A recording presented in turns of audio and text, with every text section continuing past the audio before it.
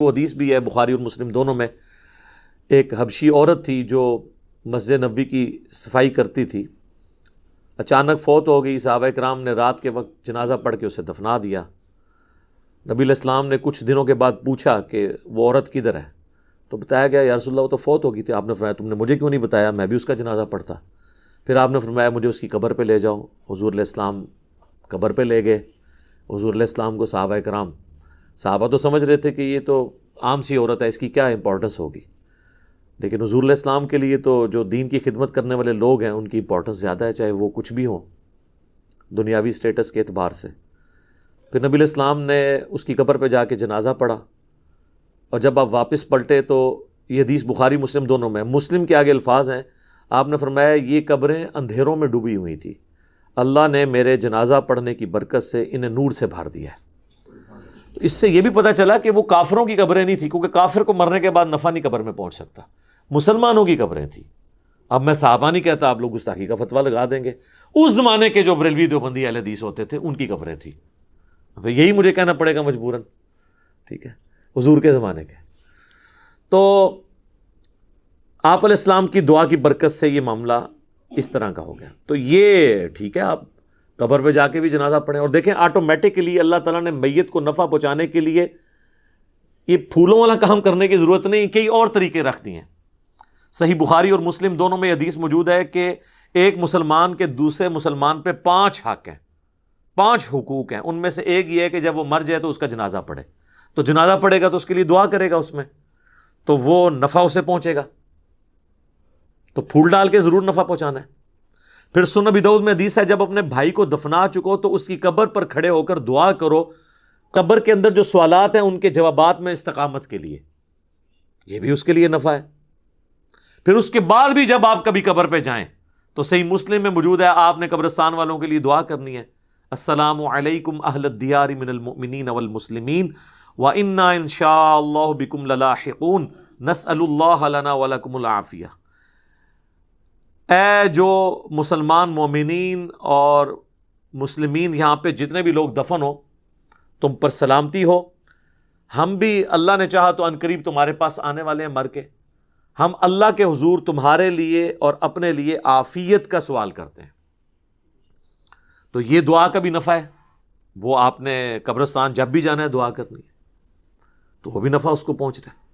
اس کے علاوہ کچھ رسومات ہیں وہ بھی صحیح ہے، جس طرح صحیح مسلم میں حدیث ہے کہ حضرت عمر بن عاص کی جب موت کا وقت قریب آیا تو بڑی لمبی وہ حدیث ہے، اور یوٹیوب پہ میرا کلپ بھی ہے عمر بن عاص کی موت، تو اس میں وہ کافی دردناک حدیث ہے۔ اس کے اینڈ پہ الفاظ ہیں جب میں مر جاؤں تو میری میت کے ساتھ کوئی نوحہ کرنے والی عورت نہیں لے کے جانی، ساتھ نہ کوئی آگ لے کے جانی ہے، اور جب مجھے دفنا چکو تو میری قبر پر پانی چھڑک دینا۔ تو اس سے پتہ چلا کہ قبر پہ پانی چھڑکنا سنت ہے، اور میری قبر پہ اتنی دیر بیٹھے رہنا، یعنی اس کے اوپر نہیں، یعنی مراد اس کے سائیڈ پہ، جتنی دیر اونٹ کو نہر کر کے، اونٹ کو نہر کرنے کے بعد اس کا گوشت تقسیم کیا جاتا ہے، یعنی آلموسٹ 2.5-3 گھنٹے، تاکہ میں اپنے قبر کے ساتھ مانوس ہو جاؤں اور سوالات کے جوابات میں مجھے استقامت نصیب ہو۔ تو قبر پہ بیٹھنا اتنی دیر تو یہ سنت ہے، یعنی ظاہر ہے سنت اس اعتبار سے ایک صحابی تعلیم کر رہے ہیں۔ تو پانی کا چھڑکاؤ کرنا بھی سنت ہو گیا، جنازے کی دعا بھی سنت ہو گئی، قبرستان کی دعا بھی سنت ہو گئی۔ اور سورۃ الحشر میں تو اللہ تعالیٰ نے کیٹاگوریکلی فرمایا ربنا اغفر لنا ولاخواننا الذین سبقونا بالایمان، اہل ایمان کی نشانی ہے کہ وہ اپنے سے اگلے جو لوگ گزر چکے، مر چکے، ان کے لیے دعا کرتے ہیں۔ تو وہ تو ہم عام دعاؤں میں بھی ہمارا حصہ ان تک پہنچتا رہتا ہے، وہ ہم نے دعا کرنی ہے ہر صورت میں۔ باقی اللہ کی مرضی ہے وہ دعا کو قبول کرے۔ صحیح مسلم میں حدیث ہے کہ جس مسلمان کے جنازے میں 40 ایسے مسلمان شریک ہو جائیں جو شرک نہ کرتے ہوں تو اللہ تعالیٰ ان کی شفاعت اس مردے کے حق میں قبول کر لے گا۔ اب یہ اللہ کی مرضی ہے، قبول کرے یا نہ کرے۔ بخاری مسلم دونوں میں حدیث ہے کہ عبداللہ ابن ابی جب مرا ہے، حضور علیہ السلام نے اپنا کرتا مبارک کفن کے طور پہ اسے دیا، چونکہ اس کا بیٹا صحابی تھا، نبی علیہ السلام کی اخلاقیات تھی۔ اپنے مبارک ہاتھوں سے اسے قبر میں اتارا، جنازہ پڑھایا، اپنا تھوک مبارک اس کے منہ میں ٹپکایا، لیکن اینڈ رزلٹ یہ ہوا کہ سورہ توبہ میں آیات نازل ہوئیں کہ آپ 70 دفعہ بھی ان کے لیے مغفرت کی دعا کریں، ہم قبول نہیں کریں گے، اور آئندہ نہ تو آپ نے ان کا جنازہ پڑھنا ہے اور نہ کسی کی اس طرح کے بندے کی قبر پہ آپ نے کھڑے ہونا ہے۔ تو وہ اللہ کی مرضی کسی کو نفع پہنچائے یا نہ پہنچائے، اس طرح دھواں زبردستی کے ساتھ نہیں کر سکتے۔ بخاری مسلم دونوں میں حدیث ہے، نبی علیہ السلام کا ایک غلام تھا مدعم، جو آپ علیہ السلام کہ اونٹ کا کجاوا کسا کرتا تھا، سفر و حضر میں آپ کو وضو کرواتا تھا، آپ کے ساتھ ایک اٹیچ تھا۔ جب مر گیا خیبر کے موقع پر ایک نامعلوم تیر اسے لگا، کوئی دشمنوں کی طرف سے تیر آیا تو لگ گیا، وہ شہید ہو گیا۔ تو صحابہ نے کہا کہ ہم تو اس کو جنت کی بشارت دیتے ہیں، کتنا خوش نصیب ہے یہ۔ تو نبی علیہ السلام فرمایا تم اس کی جنت کی بات کر رہے ہو، اور مجھے اللہ نے دکھایا کہ اس نے مال غنیمت سے صرف ایک چادر چوری کی تھی جو آگ کی اس کے اوپر ڈال دی گئی ہے۔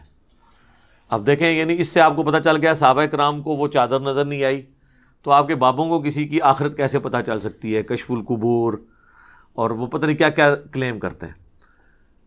تو حدیث کے الفاظ ہیں، بعض اصحاب نے اگر کوئی ایک رسی بھی یہ سمجھ کے اٹھائی تھی کہ اس کی تو مال غنیمت میں اتنی ورث نہیں ہے، وہ اپنے گھر میں گئے اور واپس لا کے وہ مال غنیمت میں جمع کی کہ کہیں یہ رسی نہ آگ کی بن کے ہمارے اوپر آ جائے۔ تو اس سے اندازہ کریں کہ نبی علیہ السلام کی صحبت میں رہنے والے اگر کسی شخص سے بھی کوئی معاملہ مس ہینڈل ہوا ہے تو اللہ تعالیٰ نے تو اس کا لحاظ نہیں کیا۔ آپ لاکھ کہتے رہیں جو کچھ بھی ہیں تیرے محبوب کی امت سے ہیں، جو محبوب کے ساتھ ڈائریکٹ اٹیچ تھے نا، ان کو بھی اپنے کیے ہوئے اعمال کا انجام بھگتنا پڑا ہے۔